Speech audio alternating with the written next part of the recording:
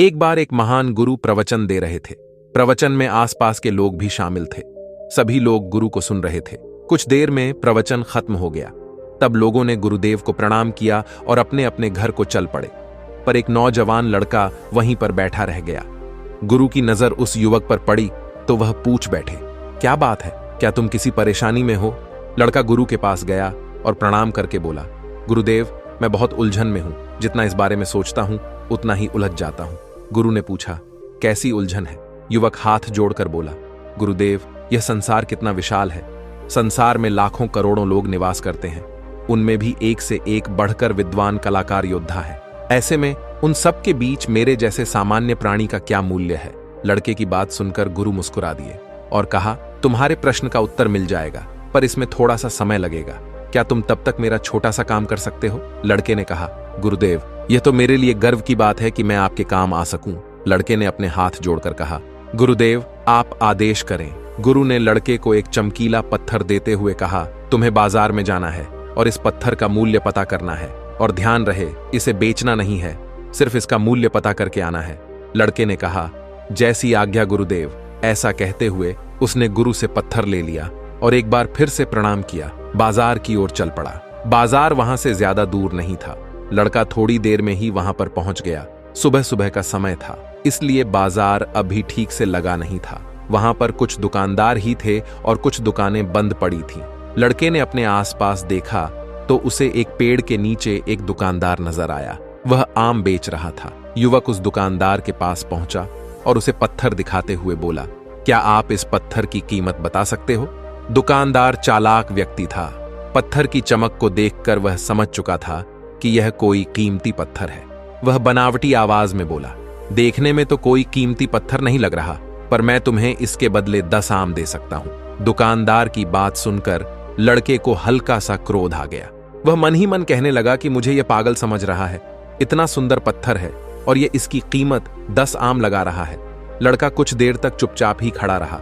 लड़के की चुप्पी को देखकर दुकानदार ने कहा, तो फिर क्या कहते हो, निकालूं 10 आम? ऐसा सुन लड़का आगे की तरफ बढ़ गया। सामने एक सब्जी वाला अपनी दुकान सजा रहा था। लड़का उसके पास पहुंचा और उसे पत्थर दिखाते हुए उसका मूल्य पूछा। उस पत्थर को देखकर सब्जी वाले की आंखें खुशी से झूम उठी।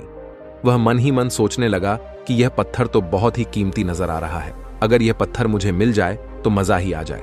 तभी लड़के ने दुकानदार से कहा कि क्या हो गया, इतने खामोश क्यों हो? दुकानदार ने कहा, कुछ नहीं, मैं तो इस पत्थर की कीमत जांच रहा था। वैसे मैं तुम्हें इस पत्थर के बदले एक बोरी आलू दे सकता हूं। सब्जी वाले की चालाकी देखकर लड़का समझ गया कि यह मुझे मूर्ख बना रहा है। मुझे किसी और से इसका मूल्य पता करना चाहिए। यह सोचता हुआ लड़का आगे बढ़ गया।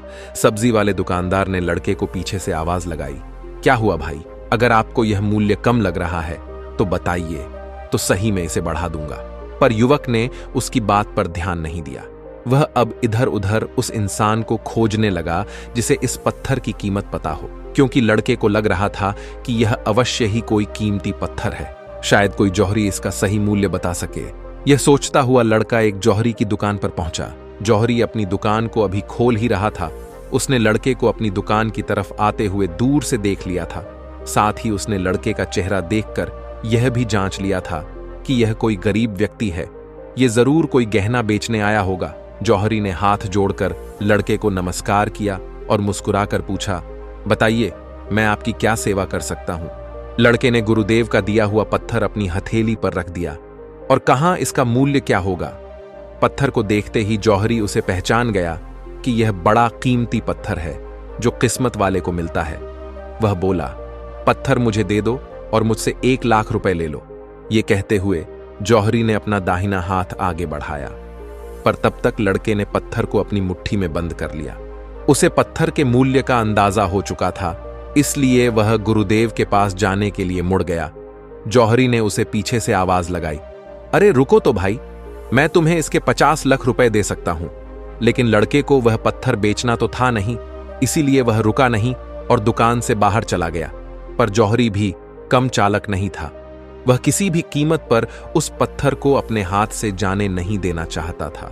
वह दौड़कर उसके आगे आकर खड़ा हो गया और हाथ जोड़कर बोला, तुम ये पत्थर मुझे दे दो, मैं तुम्हें इसके बदले 1 करोड़ देने के लिए तैयार हूं। लड़के को जौहरी की बातों में अब कोई रुचि नहीं रह गई थी। वह जल्द से जल्द गुरुदेव के पास पहुंच जाना चाहता था। इसलिए न तो वह रुका और न ही उसने जौहरी की कोई बात का जवाब दिया। वह तेज कदमों से गुरु के आश्रम की ओर चल पड़ा।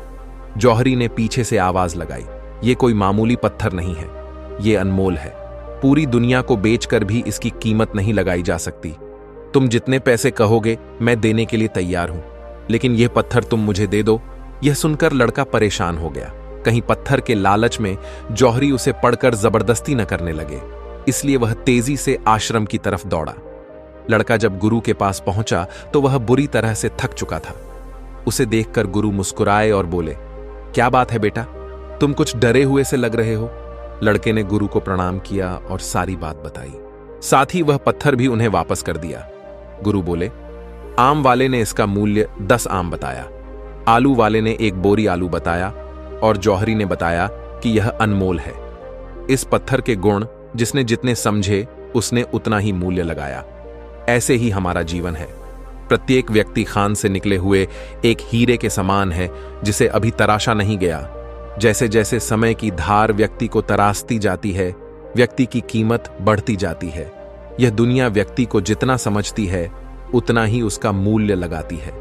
किंतु आदमी और हीरे में यह अंतर है कि हीरे को कोई दूसरा तरसता है और व्यक्ति को अपने आप को स्वयं ही तरासना पड़ता है। और जिस दिन तुम अपने आप को तरास जाओगे, तुम्हें भी तुम्हारा मूल्य बताने वाला कोई जौहरी मिल ही जाएगा। तो दोस्तों, इस छोटी सी कहानी से हमें यही शिक्षा मिलती है कि हमें कभी भी अपने आप को कम नहीं समझना चाहिए। अपने आप पर मेहनत करो, कोई ना कोई तुम्हें पहचाने वाला भी मिल ही जाएगा। तो बस आज के लिए इतना ही। फिर से मिलेंगे एक छोटी सी कहानी के साथ। तब तक के लिए धन्यवाद।